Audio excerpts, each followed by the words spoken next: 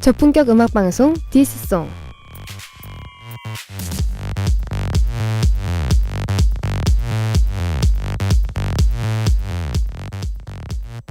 돌아온 목요일의 방송 디스송의 진행을 맡은 정소라입니다.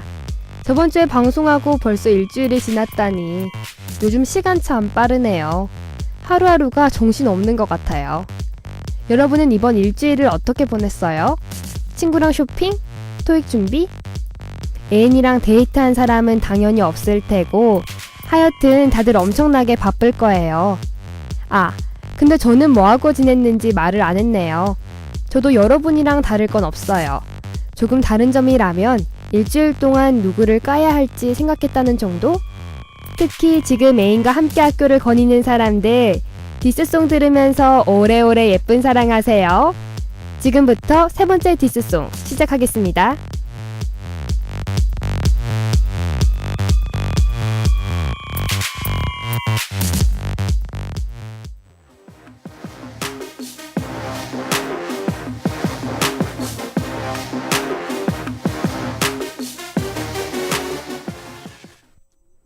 대학생에게 3월은 모임이 많은 달입니다.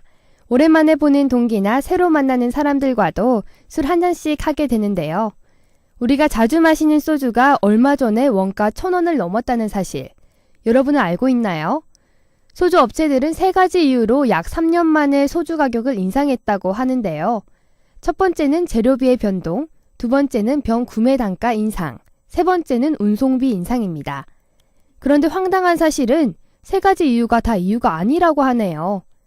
첫 번째 재료값의 경우 최근 낮은 도수 열풍이 불면서 재료비가 적게 들어가게 되었고, 세 번째 운송비 또한 통계상에서는 인상된 점이 보이지 않는다고 하네요. 두 번째 이유는 원래는 이해할 만했었는데요. 빈병을 효율적으로 활용하기 위한 정부의 정책으로 인해 빈병 가격이 올랐기 때문이었죠. 하지만 이 정책은 얼마 못 가 폐지되었답니다. 결국 소주 가격은 올라갈 이유가 없는데 오른 거네요. 노래 듣고 오겠습니다. 민보라의 장난치지마.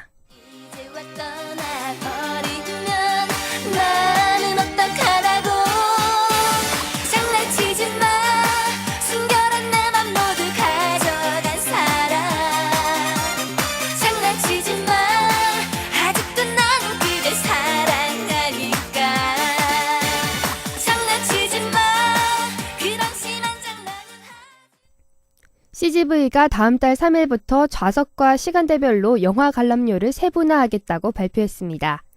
같은 돈 내고 불편한 좌석에 앉는 고객들을 위해 이코노미 존, 스탠다드 존, 프라임 존으로 좌석을 구분해 가격을 차등화하겠다는 건데요.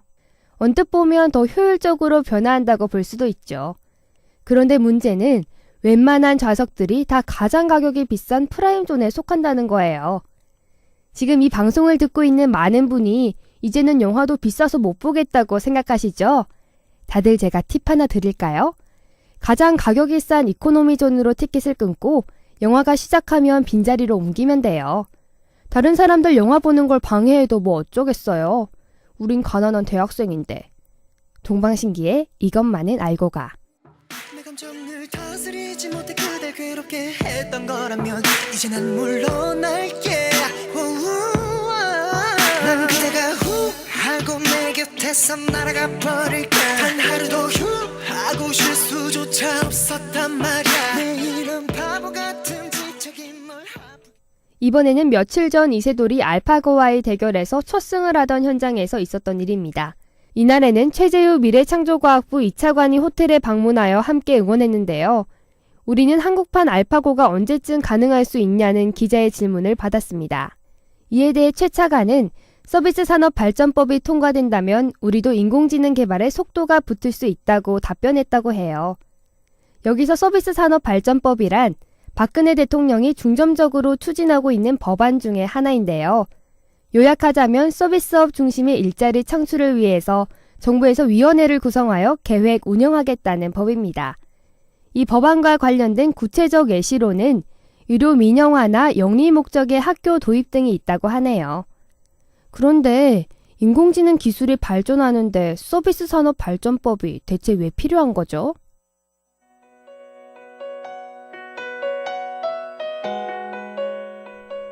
이승기의 정신이 나갔었나 봐. No, 정신이 나갔었나봐.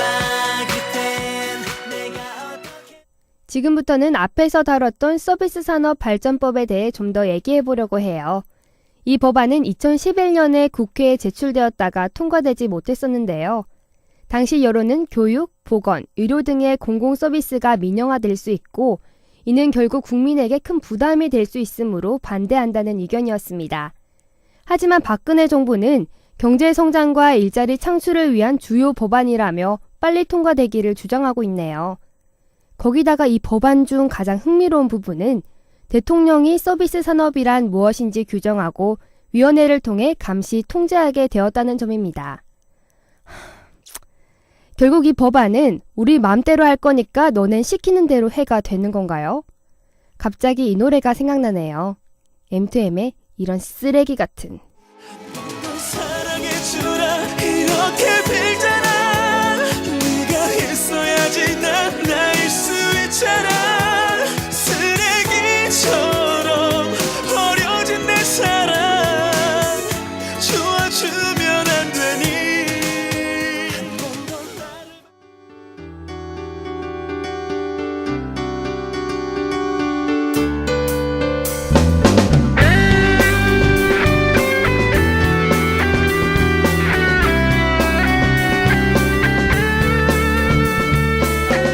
참된 방송 함께하는 방송 우리들의 소리 동아대학 방송 참된 방송 함께하는 방송 우리들의 소리 동아대학 방송.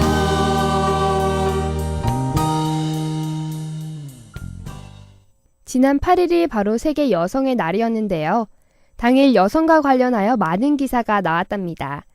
그 중에서 가장 쟁점이 됐던 기사를 소개해 드릴게요. 바로 OECD 국가의 남녀 임금 격차를 비교한 건데요. 한국이 36.7%로 34개 나라 중에서 압도적으로 1위를 차지했다고 합니다. 우리나라는 OECD 국가들과 비교하면 항상 1등하는 것 같아요. 안 좋은 것들만. K-윌의 이러지마 제발. 네가 할 말 알아. 그 말만은 말아. Don't know why, don't know why. 1분 1초 더 끌고 싶은데 텅 빈 길 나를 재촉해. 앞서 말했던 남녀의 극심한 임금 격차에 대해 많은 전문가가 이유를 언급했는데요. 이러한 임금 격차에 가장 큰 영향을 끼치는 문제는 바로 여성들의 경력 단절이라고 합니다. 결혼이나 출산 등으로 인해 여성들은 노동시장에 재진입이 어렵고 만약 다시 취직하더라도 근속연수에서 남성과 차이 날 수밖에 없기 때문에 임금 격차가 생기는 거죠. 하지만 이 문제에서 가장 주목해야 할 부분은 따로 있답니다. 바로 남녀 간 임금 격차의 원인을 100%로 따졌을 때 4%의 남성 프리미엄과 58%의 여성 손실분, 총 62%의 알 수 없는 이유가 남녀 임금 격차의 원인을 차지하고 있다는 점인데요. 아무리 스펙이 중요한 사회라지만 남자로 태어나는 것마저 스펙의 일종이라면 여성들은 성전환 수술이라도 해야 하는 건가요? 용준영, 필독, 에리의 어이없네. 지금 말하고 있잖아. 너만 말하지 말아봐. 제발 내게 좀 들어봐. 어이없네. 정말 어이없네. 존나 어이없네. 어이없네. 왜 자꾸 감미해. 이래저래 떠드니. 뭐가 그리 많아 말이야. 넌 내 이름은 아니. My name is Fielder. 하리슈와 셈벌 싹다. 요즘 TV 프로그램의 대세는 먹방인데요. 먹방의 인기의 편승에 많은 맛집이 방송을 타고 있답니다. 저도 먹는 걸 좋아해서 TV를 보다 보면 저기는 꼭 가봐야겠다고 생각하는데요. 막상 친구랑 가보면 기대만큼은 아니더라고요. 왜 그런지 알아보니 최근 음식점 간의 경쟁이 심해지면서 홍보 효과를 위해 방송 매체를 이용한다는 사실을 알게 되었답니다. 그런데 충격적인 사실도 들었는데요. 이 방송 출연을 음식점에서 요구하는 경우는 적다고 하더라고요. 오히려 방송국 쪽에서 홍보를 제안하면서 거액의 출연료도 요구한다고 하네요. 한 음식점 사장님의 말에 따르면 작은 방송사 출연료보다 우리가 익히 아는 방송사의 출연비가 몇 배나 더 비싸다고 합니다. 이렇게 비싼 비용을 감수하고도 방송에 나가려는 이유는 다른 사람들도 다 하기 때문이라고 하는데요. 이런 식으로 가면 우리나라에 있는 모든 음식점은 무조건 한 번쯤은 방송에 나오겠죠? 그러면 우리나라는 맛집 천국이 될 것 같아요. 노래 듣고 오겠습니다. 다비치의 맛있어서 눈물이 나. 나 혼자 너무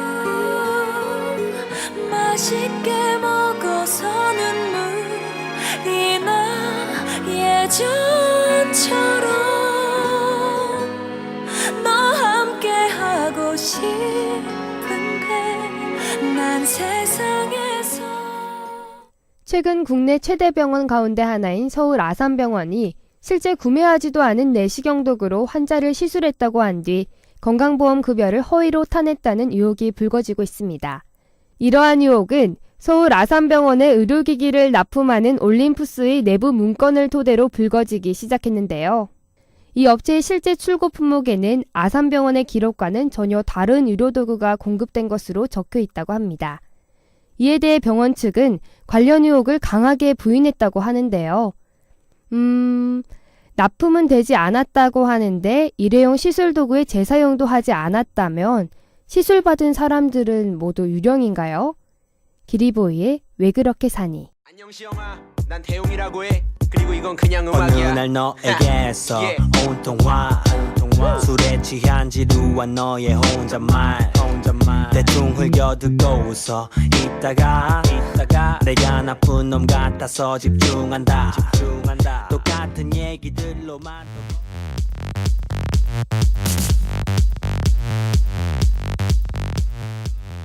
관련 의혹에 대한 YTN의 단독 보도가 나온 당일 보건복지부와 건강보험심사평가원이 신속히 조사에 착수한다고 밝혔는데요.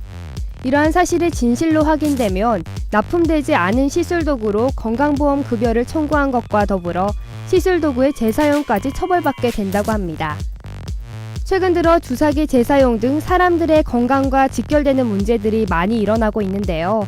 사람들을 살리는 게 병원의 목적인 만큼 사람 목숨을 담보로 돈을 불리는 일은 더는 없었으면 좋겠습니다. 지금까지 제작과 송출, 엔지니어의 이시은, 박성호 PD 수고하셨고요. 저는 진행을 맡은 아나운서 정소라였습니다.